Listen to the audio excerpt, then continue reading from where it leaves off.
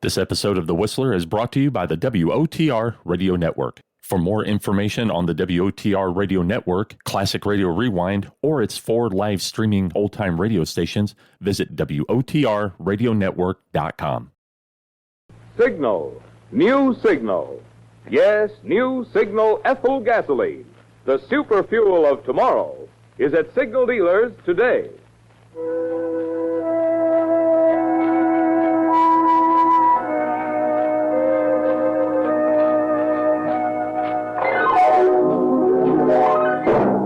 The Signal Oil Company and your neighborhood Signal dealer bring you another curious story by The Whistler. Tonight, Ambition Perilous.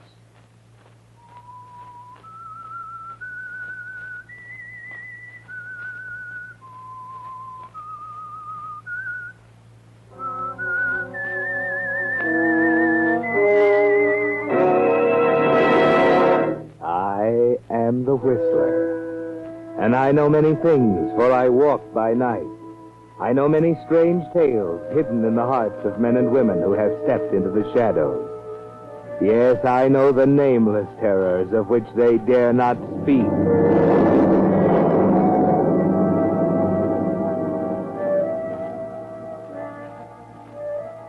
Ambition is a very powerful stimulant, a powerful urge driving men upward toward better things.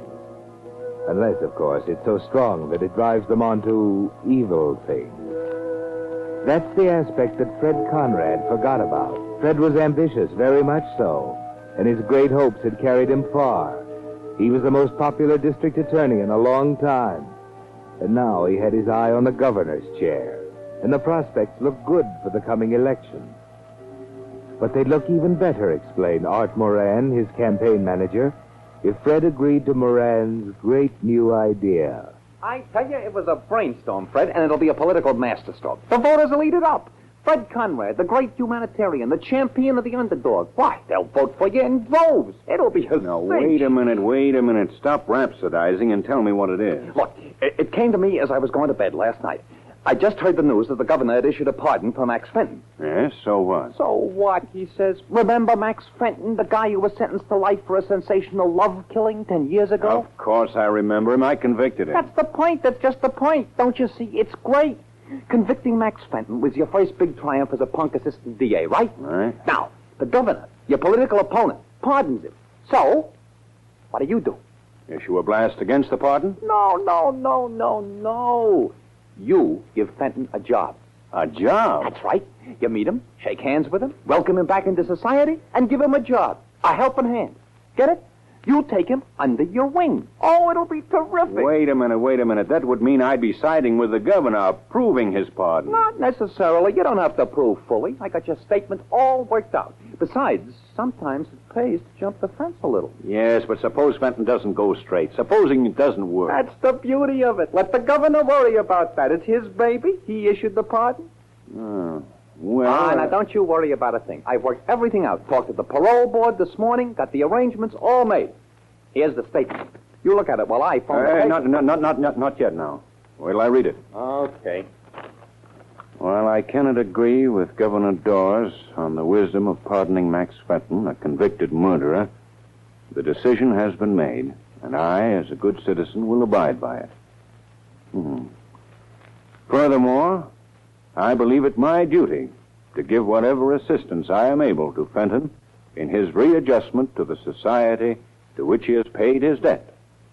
Therefore, I have decided to employ Fenton in my home and to offer him every opportunity of once again becoming a useful member of the community. How do you like it? Not bad. I'll do it.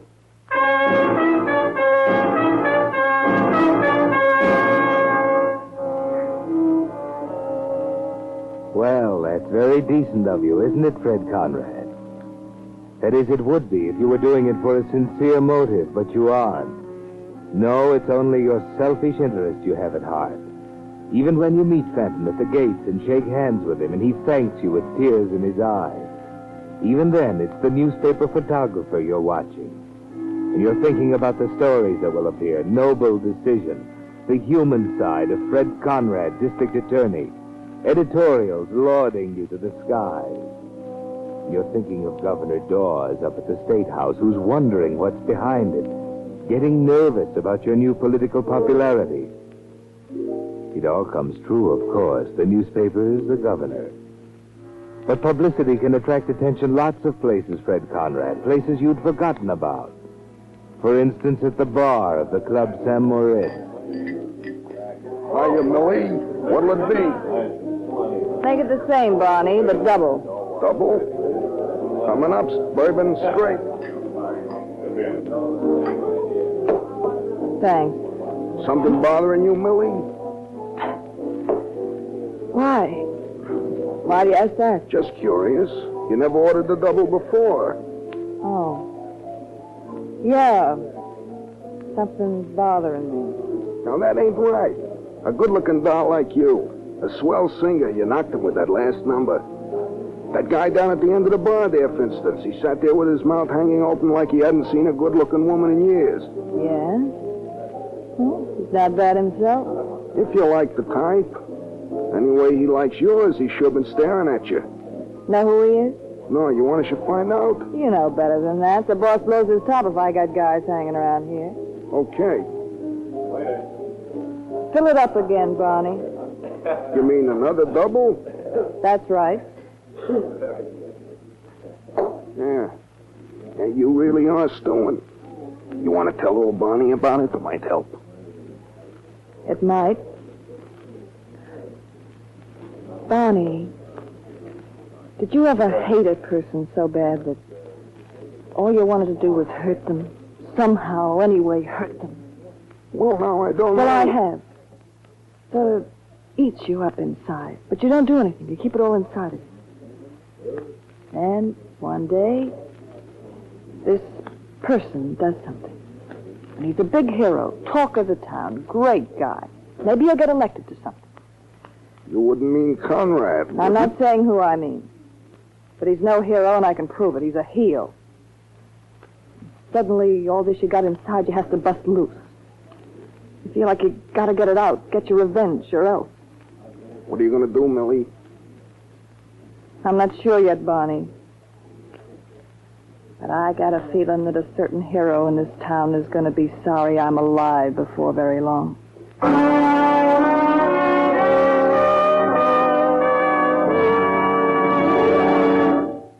Have you tried new Signal Ethyl? If you have, then you know it's the post-war gasoline you've been waiting for. The gasoline of tomorrow that's available today at your neighborhood Signal gasoline station. Motorists who have tried it can tell you about the pep, the pickup, the anti-knock of new Signal Ethyl. Oh, but that'd be spoiling your surprise. Just get a tank full of new Signal Ethyl and make that wonderful discovery for yourself. Touch your foot to the accelerator and feel that old motor get young again. Feel that performance you never dreamed was built into your car. Oh, there's real driving fun, new Signal Ethyl driving. So make it a point to stop this week at one of the friendly stations displaying Signal's familiar yellow and black circle sign. Say, fill her up with Signal Ethyl. Be among the first to find out how much fun driving can be with new Signal Ethyl. And now, back to the Whistler.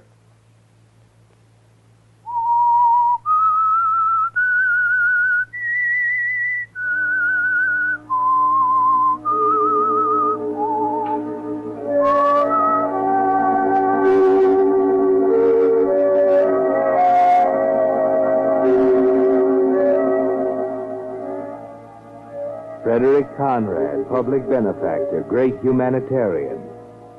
Too bad that opinion isn't shared by everyone. Of course, one person couldn't keep you out of the governor's chair. Or could she? Better get a grip on yourself, Fred Conrad, while you sit at your desk talking to Mrs. Christie, your housekeeper, as she cleans the room. Yes, sir. It's as certain as I'm here in this room, you'll be in the governor's mansion in 2 months. Well, thank you, Mrs. Christie, but, well, we'll take things as they come, eh? And believe me, those who've helped me, stood by me through the lean years, won't be forgotten. The little people who've served so faithfully, like you, Mrs. Christie. Oh, if that isn't just like you, Mr. Conrad, always thinking of others before yourself. Land's sake, you're always doing someone a good turn. All those prodigies, for instance, like Mr. Fenton. Protégés, Mrs. Christie. Oh, yes, of course. Well, that's just my little hobby. You might call me a speculator. I invest in people, and the dividends are well worth it. Probably one of your investments to make another touch. Are you in? Yes. And before you open the door, get rid of that dust mop, will you please? Yes, sir. I'd like to see Mr. Conrad, please. Just a minute, now I'll ask if he'll see you. Mr. Conrad, it's a young Never lady. mind announcing me. He'll see me all right. Well, I never. Hello, Mr. Conrad. Remember me? Millie. It's Millie, all right. And I'm no ghost. Mind if I sit down? Why, no, please do. Good Lord. This isn't possible. All right, put your eyes back in. I told you I'm no ghost. I'm little Millie, Mildred's daughter. Remember me, Uncle Fred? Little Millie? Mildred's little girl? Well, of course, Millicent. Yes, Millicent. Now that we've got that settled, suppose you close the door. I'm here to talk business. Well, oh, of course. You may go, Mrs. Christie. There. Well, now, where have you been keeping yourself? Did you say something about talking business? Yes. And I don't like snoopy housekeepers. Fred, the whole thing. There. Well, my friend, you've done all right for yourself now. District attorney, next governor. At least I know you won't be satisfied until you are. You seem to know me pretty well. I ought to. Do you think I've forgotten what you did to my mother? You please, killed please. her. Just as surely as if you'd stuck a knife in her heart. Millie. She committed suicide because of you. Yes, Governor. I know the real Fred Conrad. And I've got an idea there are a few other people in this state who might like to know the Fred Conrad I know. That letter in your hand. Looks familiar, doesn't it? Hands off. I've managed to keep this nice and clean ever since Mother died. I don't want to get it all smudged up. But I just wanted to compare it. You wanted to compare the stationery to that letter on your desk? Oh, no wonder you looked scared. Still using the same personal stationery, same letterhead, Frederick Conrad, same thick gold engraving. I hope you're smart enough now not to write love letters on that paper. What are you getting at? Ever hear of a smear campaign? Sometimes it takes a lot of big guys with a lot of pressure to blot out someone's career. And sometimes it just takes a girl with a letter or two. You're threatening me with blackmail. My mother was a rich widow. You took her for every cent she had. You were going to invest it for her. But I was. Could I help That it if wasn't things enough. didn't go... You told her you loved her, promised to marry her. I've got a complete record of your crooked, worthless promises in the letter I've got. Even when she had a chance to marry someone else, you ruined that. Listen to this. My darling, I must see you before you take this rash step. You know I love you, and I don't intend to let anyone come between us. Please... Stop! I don't want to hear any more. That was the night she jumped in the water at Cypress Point. Nobody ever knew you were there that night. Except me. How much do you want for that letter? Well, let's say $30,000. Isn't that about what you took from Mother? Are you out of your mind? I don't have that much money in the world. Okay, I'll take it on the installment plan. And we'll start with $5,000 by next Wednesday. Oh, you cheap little blackmailer. Cheap is hardly the word. I think you'll find me rather expensive before I'm through with you. Wait. Who's there? Me, Mr. Conrad. I brought the car. Oh, I'm sorry. I didn't know you had company. It's all right, Max. Well, what's the matter with you two? I'm sorry. Well, hello. I remember you. You were at the bar at the Samaritz the other night. Yes, I suppose I should apologize for staring as I did. You two know each other?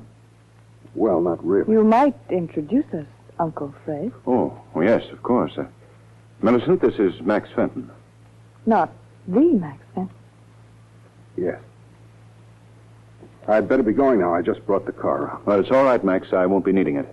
You can go. No, wait.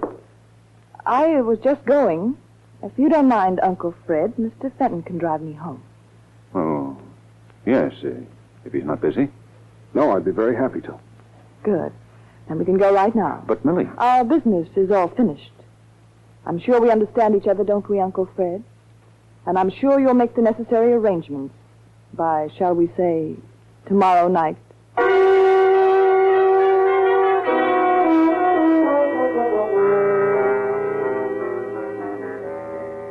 Well, Fred Conrad, the road to the governor's chair looks a little harder than it did a few minutes ago, doesn't it?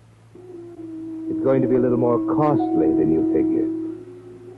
You've got the first $5,000 and you pay it. But then in 2 weeks, Millie wants another installment, another $5,000. This time you need help, and you get it.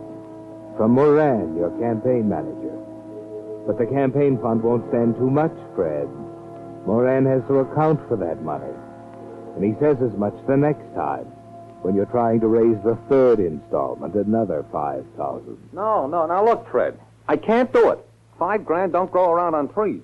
And they're getting plenty strict about campaign expenses.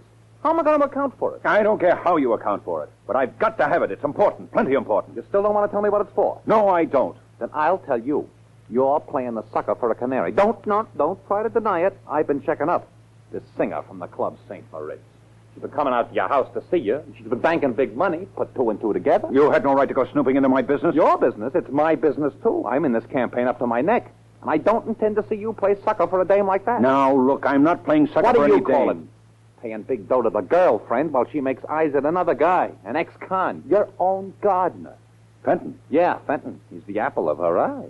You mean Millie is going around with Max Fenton? Sure, behind your back. You'll be the laughing stock of this town if it ever gets out. That's why I'm telling you, Fred. There's no more money, period. You better brush that dame off fast, or I'm through. Yeah. Maybe I better hand.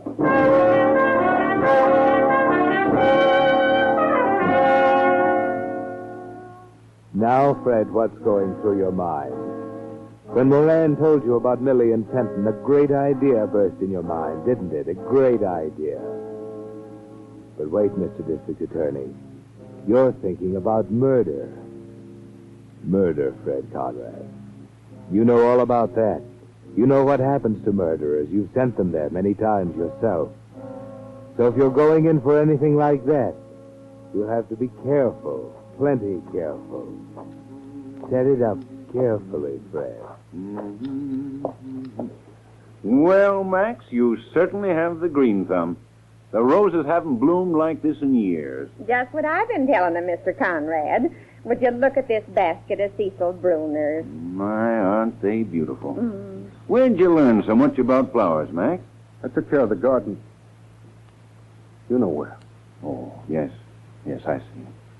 We'll have to hurry if you want some of the zinnias, Mrs. Christie. It won't be light much longer. Why, it'll be light for another 2 hours. What's your hurry, Max? Now, Mr. Conrad, it'll take him a good 2 hours to get cleaned up for his date tonight. How'd you know I had a date? Oh, I may be dumb, but I'm not blind and deaf. Neither's Mr. Conrad. That's right, Max. Oh, now, don't look so sheepish, man. You've got a fine girl in Millie. And a mighty good looker. Yes, sir. There are plenty of young swains who'll testify to that. What do you mean by that? Well, Max, I do believe you're jealous. Just look at his face, Mr. Conrad. A regular thunder Give me that cloud. basket. I'll get you a zinnia. Why, land sakes, the man must be silly in the head to get so upset over a little thing like that. Oh, I was a fool to make that remark. Not at all. It wasn't your fault. The man is just crazy jealous, that's all. You're right, Mrs. Christie. It's very obvious.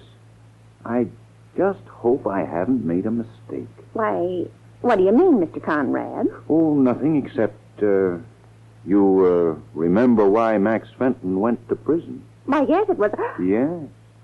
He killed his girlfriend in a jealous rage. Oh, no. I only hope I haven't made a mistake.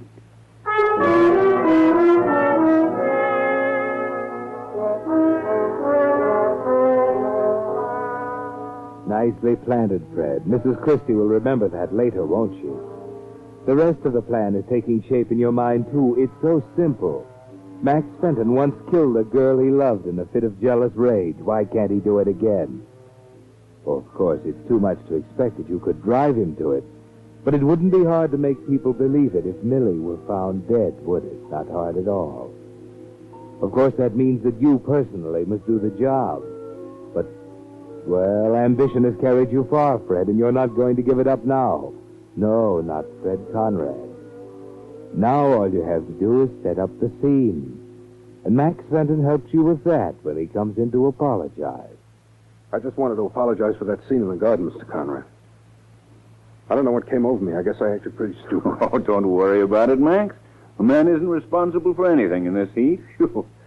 I don't know what's wrong with me. It's just that when a man's gone through what I have, his past just won't let him be. I guess sometimes I'm afraid of myself. Does that sound crazy to you? No, it doesn't, Max. But you've got to exercise some control over yourself, man. Snap out of these neurotic fears. You're a free man. You've paid for your crime. Face the future with courage. You'll need it. What do you mean? Just this. Unless you're prepared to face things as they are, you're licked. Men will always be attracted to beautiful girls.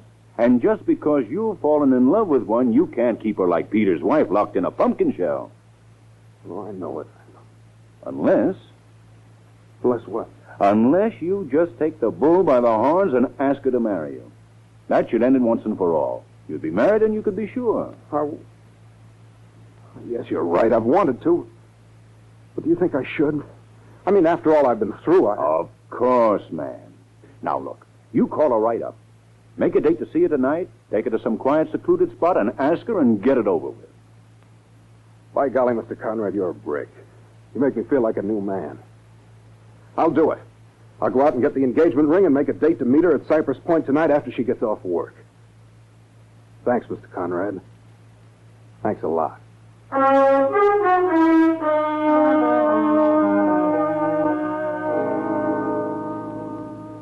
Yes, thanks, Fred Conrad, for setting everything up so well.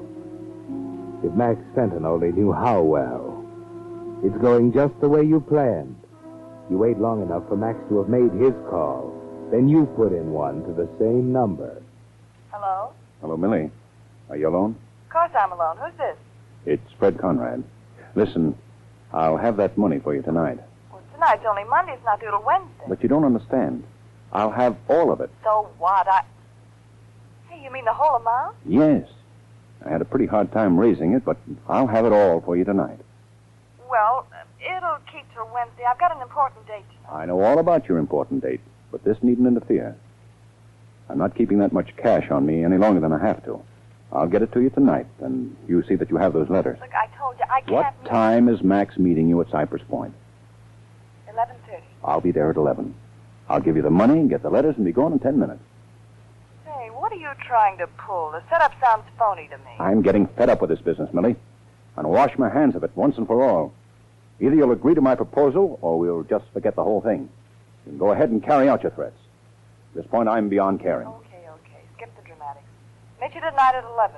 And see that you're on time. I will be. And see that you remember to bring those letters.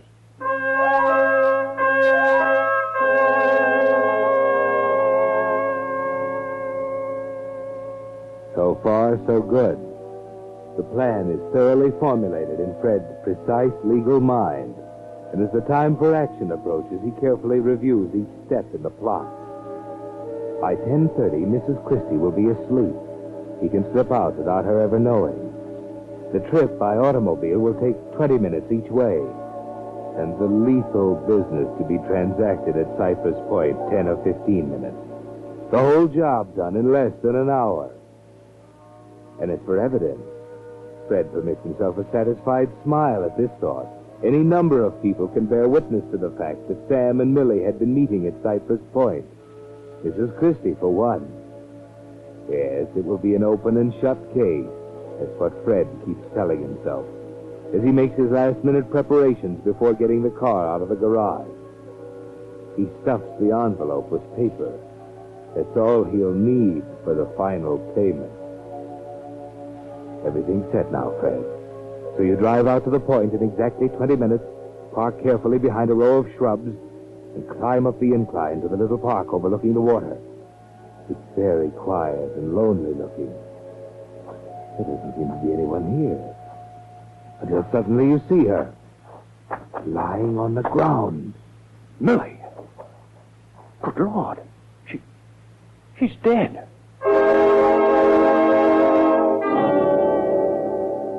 Yes, Fred, there lies Millie, dead. And the thoughts go whirling through your mind. It's even better than you'd planned. Max Fenton had done the job for you, probably in a jealous rage. Maybe Millie refused to marry him. Somehow you don't stop to wonder about the fact that Max wasn't due until 11:30. But you should have, Fred. But now it's too late. Your thoughts are rudely interrupted. Yeah, she's dead. Uncle Fred. Max!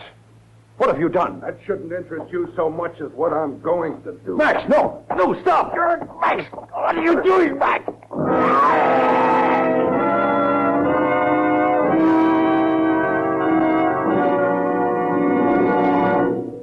The Whistler will return in just a moment with the strange ending of tonight's story. Meantime, a word about the gasoline you've been using this week. Has it had quicker starting, faster pickup, higher anti-knock than any gasoline you've ever tried? It has, if it's been new Signal Ethyl. For Signal Ethyl is that new post-war gasoline drivers are buzzing about, as superior to pre-war gasoline as the jet plane is to propeller power. Yes, no matter what year that car is you're driving, it'll seem years younger when it takes its first power-packed draft of new Signal Ethyl. Oh, but wait a minute. You needn't take my word for this superior performance. There's a better way. Just stop at the friendly station in your neighborhood displaying Signal's familiar yellow and black circle sign, and let a tank full of new Signal Ethyl talk for itself. See if you don't agree with me that there's an entirely new thrill in driving when the gasoline in your tank is new Signal Ethyl. And now, back to the Whistler.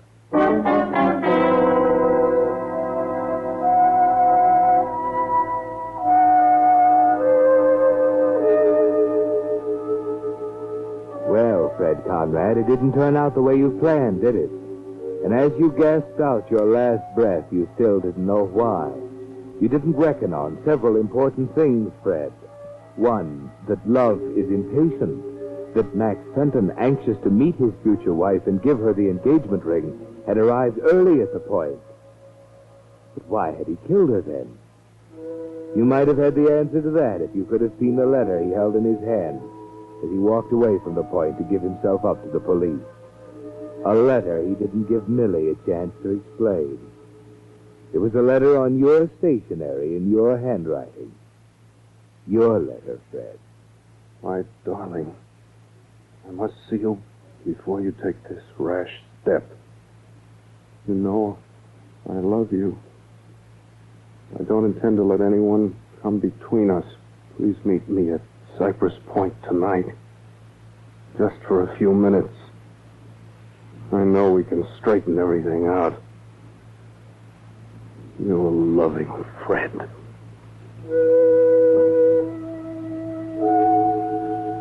Yes, Fred, the letter you wrote Millie's mother long ago. The letter you were going to buy back with murder. The irony of it was you wouldn't have had to. You see, Millie was in love, too. She decided you'd suffered enough. Her revenge was complete. She intended to give the letters back to you tonight and keep the $10,000 she already had as a wedding present from you to her and Max Fenton. Too bad, Fred. It might have worked out so well.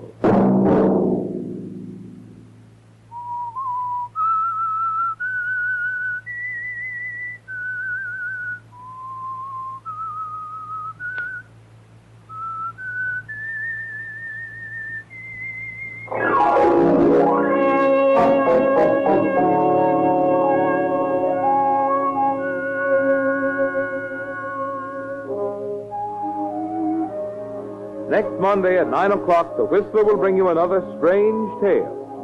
The Whistler is broadcast for your entertainment by the marketers of Signal gasoline and motor oil and fine quality automotive accessories, and by your neighborhood Signal dealer.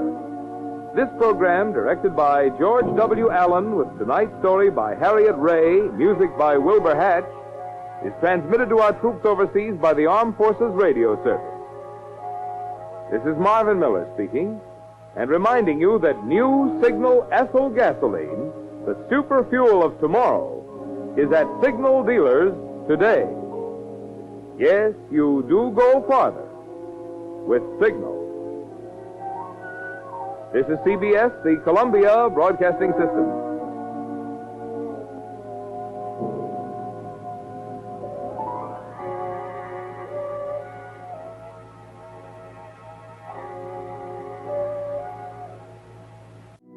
You're listening to the WOTR Radio Network.